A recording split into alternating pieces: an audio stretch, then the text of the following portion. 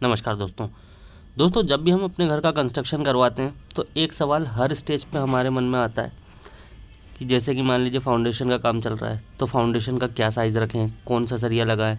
Beam पे आए तो बीम में भी यही सवाल आएगा कि क्या साइज़ रखें, इसका क्या सरिया लगाएं। कॉलम पे आए तो कॉलम में, स्लैब पे आए तो स्लैब में, और स्टेयरकेस यानी कि सीढ़ियाँ, छज्जा, सभी पे ये सवाल हमारे मन में आता ही है कि कौन सा सरिया लगाना चाहिए। उस टाइम में दोस्तों क्या होता है, बहुत सी बार आप कॉन्ट्रैक्टर की बात मान के सरिया लगा लेते हैं। तो दोस्तों उसकी वजह से हो सकता है आपको बाद में पछताना पड़े, या तो आपका सरिया कम लग जाए, या हो सकता है आपसे ज़बरदस्ती का ज़्यादा सरिया लगवा दे वो। तो फ्रेंड्स, आज के वीडियो में मैं आपके लिए जो टॉपिक लाया हूँ वो यही लाया हूँ कि 2 मंजिला घर के लिए हमको क्या तो column, beam, foundation, footing, slab वगैरह का साइज़ रखना चाहिए और कौन सा उसमें सरिया लगाना चाहिए। तो चलिए चलते हैं हमारे वीडियो की तरफ और देखते हैं आज का हमारा G+1 डबल स्टोरी यानी कि 2 मंजिला घर के लिए सरिया की पूरी जानकारी।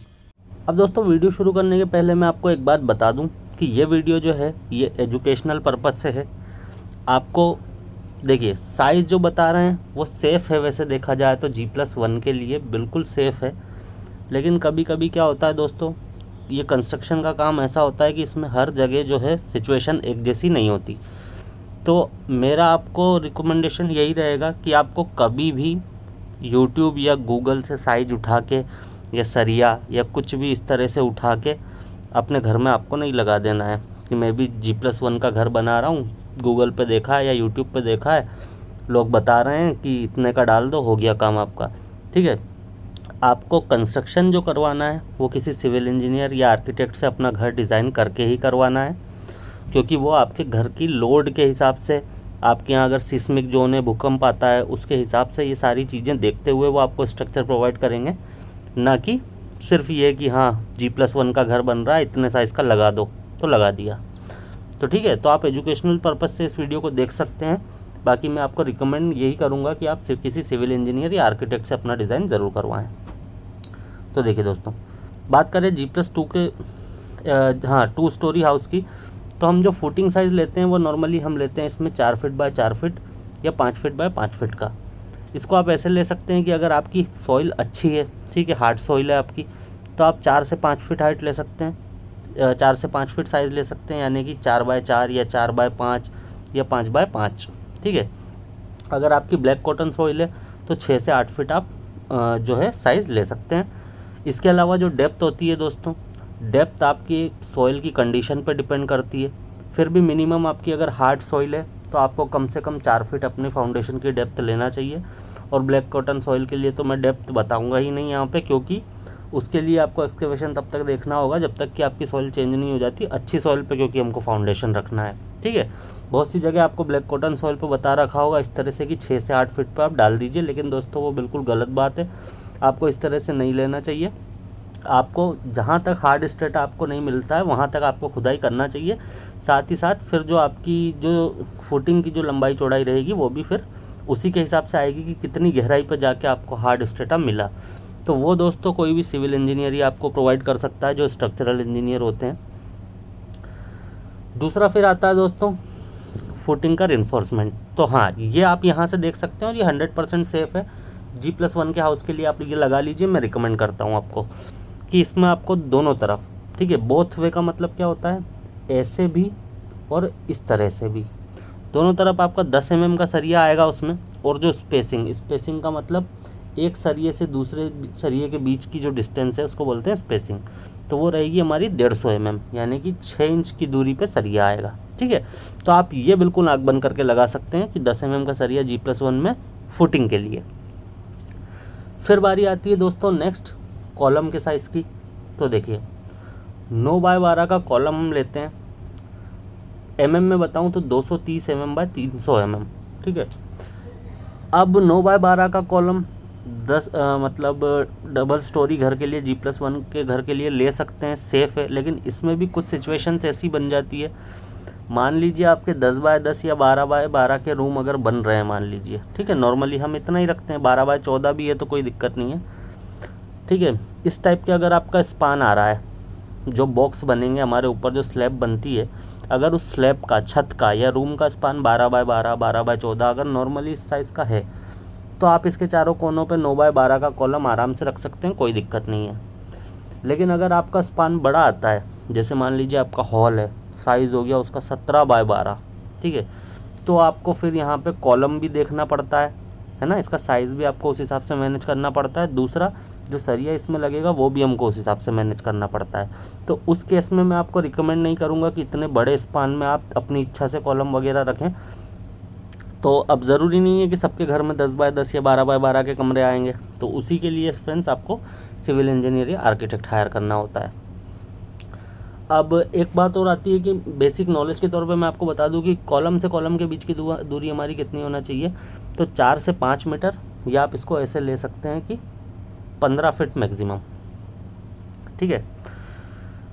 इसके बाद फ्रेंड्स नेक्स्ट हमारी बारी आती है कि कॉलम में सरिया कौन सा देना चाहिए।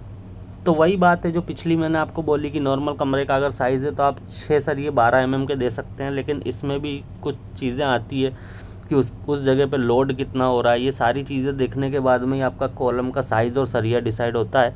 तो एक बेसिक तौर पे अगर हम बात करें तो 6 सरिये 12 mm के दिए जा सकते हैं, लेकिन हर कॉलम में ये सरिया आए ऐसा ज़रूरी नहीं है। मान लीजिए आपके घर में अब लोग बता रहे हैं, मैंने कुछ वीडियोस देखे हैं, जैसे कि अगर ग्राउंड फ्लोर का आप घर बना रहे हैं तो आप 4 सरिये दे दीजिए 12 mm के, G+1 का बना रहे हैं तो 6 सरिये दे दीजिए 12 mm के, इस तरह से बता रहे हैं। लेकिन दोस्तों ऐसा नहीं होता है। आप जब उन्हीं लोगों से भी डिज़ाइन करवाएंगे तो वो आपको हर सरिये में, हर कॉलम में यही सरिया नहीं देंगे। किसी सरिये में 6 सरिये, किसी कॉलम में 6 सरिये 12 mm के आ रहे हैं, तो किसी में 4 16 के आएंगे, 2 12 के आएंगे। वो डिपेंड करता है लोड पे कि उस कॉलम पे कितना लोड आ रहा है। तो आप बेसिकली एक ये याद रख सकते हैं, लेकिन वही है कि ये सिर्फ एजुकेशन पर्पज़ से है। आप इसको बिल्कुल भी, मैं बार बार इसी के लिए कह रहा हूँ कि आप इसको इस्तेमाल अपने घर में ना करें। फिर दोस्तों तीसरा आता है रिंग।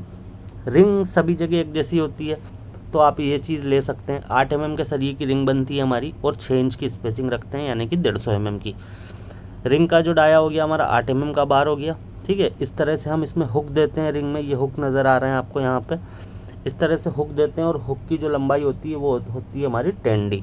मान लीजिए आपका अगर 8 mm का सरिया है तो कितना हो जाएगा 10, और D कितना हो गया 8, तो 80 mm का हुक हो जाएगा हमारा, ठीक है। रिंग आप यूज़ कर सकते हैं 8 mm की, 150 mm सेंटर टू सेंटर, इसमें कोई दिक्कत नहीं है। ये वो भी आपको यही प्रोवाइड करते हैं।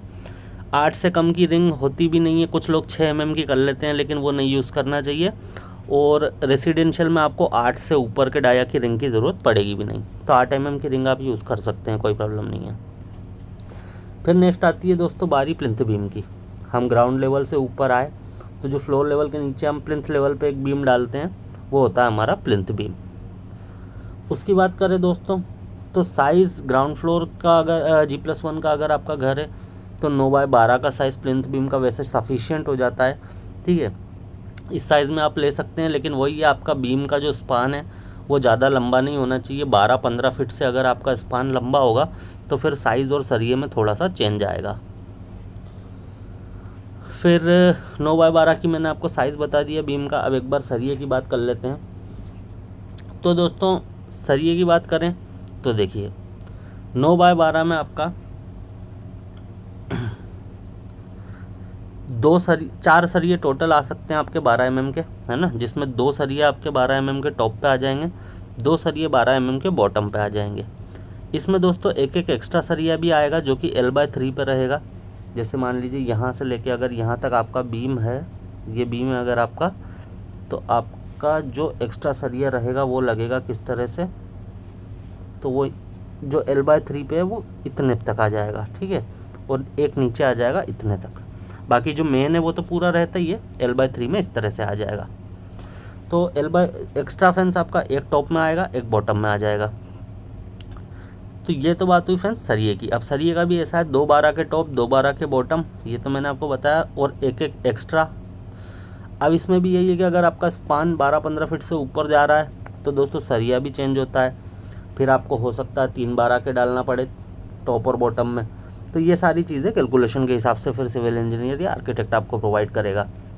अगर आपका स्पान 10 फीट के आसपास है, ठीक है, 10-12 फीट तक है, तो आप इसको यूज़ कर सकते हैं। अगर उससे ज़्यादा है तो फिर आप इसकी तरफ नहीं जा सकते हैं।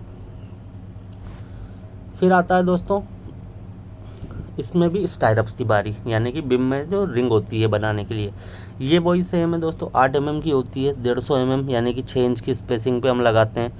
हुक जो होता है इसका 80 mm का हुक होता है, यानी कि 10D, अभी मैंने आपको समझाया। और कवर जो होता है दोस्तों बीम में अगर बात करें तो ये 40 mm टाइपिंग मिस्टेक है, 25 mm का कवर हम बीम में देते हैं, यानी कि 1 इंच का, और ये चारों तरफ से होता है।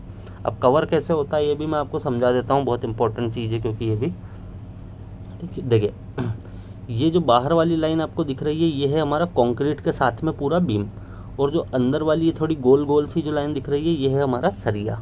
ठीक है, तो बीम और सरिये के बीच में ये जो स्पेस दिख रहा है आपको, एक मिनट, बीम और सरिये के बीच में जो आपको स्पेस दिख रहा है ये वाला चारों तरफ, इस डिस्टेंस को बोलते हैं दोस्तों हम कवर। ये इसलिए रखते हैं क्योंकि कवर नहीं देंगे तो क्या होगा, ये सरिया आपका बिल्कुल यहाँ चिपक जाएगा इस पर, और ये बाहर की तरफ नज़र आएगा, जिससे ये बाद में ख़राब हो जाएगा। तो कवर आपको ज़रूर प्रोवाइड करना है। कवर मैं आपको बता देता हूँ वैसे अगर आप चाहेंगे तो मैं कवर पे एक डिटेल में वीडियो बना दूंगा अगर आप कमेंट करेंगे तो। बाकी अभी के लिए मैं बीम का कवर आपको बता देता हूँ कि वो होता है हमारा 25 mm। ये यहाँ पे गलत टाइप हो गया है।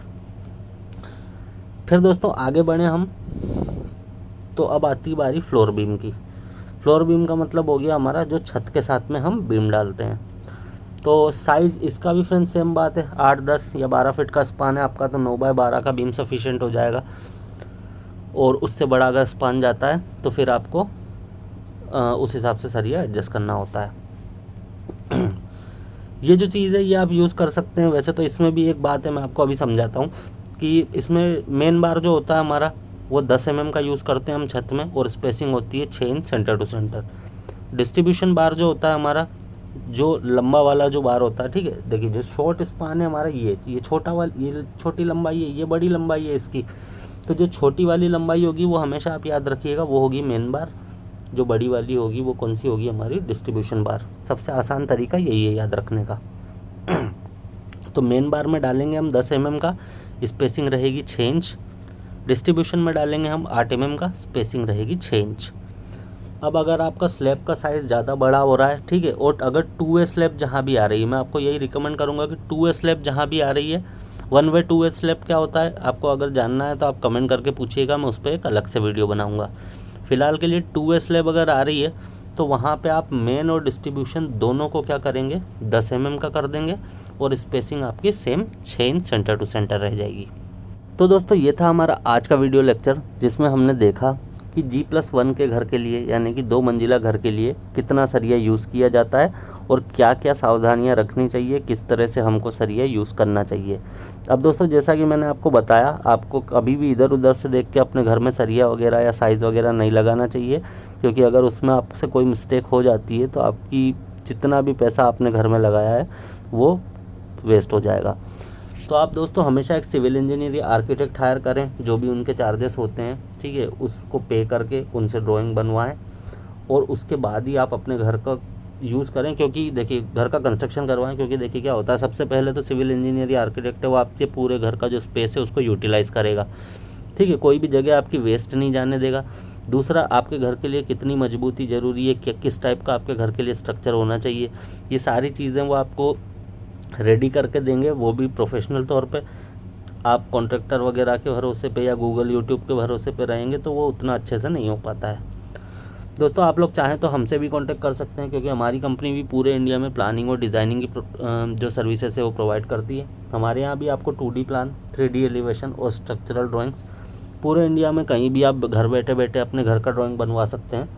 रेट की बात करूँ तो आप कंप्लीट फाइल अगर बनवाते हैं तो 7 रुपीज़ पर स्क्वायर फीट में आपको हमारे यहाँ पे 2D प्लान, 3D एलिवेशन और स्ट्रक्चरल ड्राइंग्स। स्ट्रक्चरल ड्राइंग में दोस्तों आपकी सारी ड्राइंग्स आ जाती है, यानी कि column, beam, foundation, door, window, उसकी के साथ साथ प्लिंथ बीम, स्लैब बीम, ऊपर की स्लैब, ठीक है, ये सारी डिटेल्स आपकी आ जाती है। 7 से 8 फाइल स्ट्रक्चर में बनती है हमारी। तो ये सभी कुछ आप रेडी करवा सकते हैं घर पे बैठे बैठे, वो भी सिर्फ और सिर्फ 7 रुपीज़ पर स्क्वायर फीट में। उसके लिए आपको करना क्या है, स्क्रीन पे मैंने अपना नंबर आपको दे दिया है, आप लोग जब भी चाहें इस नंबर पे हमसे कांटेक्ट कर सकते हैं, और यहाँ से अपने घर के प्लानिंग और डिज़ाइनिंग घर पे बैठे बैठे बिल्कुल ही वाजिब दाम में, मार्केट से लगभग 50% ऑफ में बनवा सकते हैं। तो ठीक है फ्रेंड्स, इस वीडियो में इतना ही। वीडियो अगर पसंद आया तो वीडियो को लाइक और अपने दोस्तों के साथ शेयर करना बिल्कुल मत भूलिएगा। चैनल पर अगर पहली बार आए तो चैनल को सब्सक्राइब करके बेल बटन को ऑन कर लीजिए, जिससे कि जब भी मैं कोई इसी तरह का वीडियो आपके लिए लेके आऊँगा तो उसका नोटिफिकेशन सबसे पहले आप तक पहुँच जाए। तो ठीक है फ्रेंड्स, इस वीडियो में इतना ही। इस वीडियो को हम यहीं पे एंड करेंगे। बहुत ही जल्दी मिलेंगे आपसे नेक्स्ट वीडियो में। Have a good day.